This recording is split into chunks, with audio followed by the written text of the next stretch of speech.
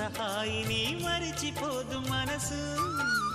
ఒదిగి ఉండి నీ వాకిటిలో బదులు కోరి నే నిలుచున్నా.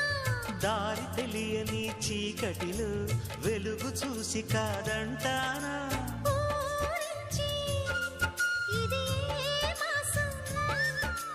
ప్రేమించే ప్రతి గుండెను అందెల సందడి చేసే హేమంతం ఇది. మన సొంతం అయినది. కిలకిల నవ్వే కోయిల కోసం వచ్చింది మధుమాసం.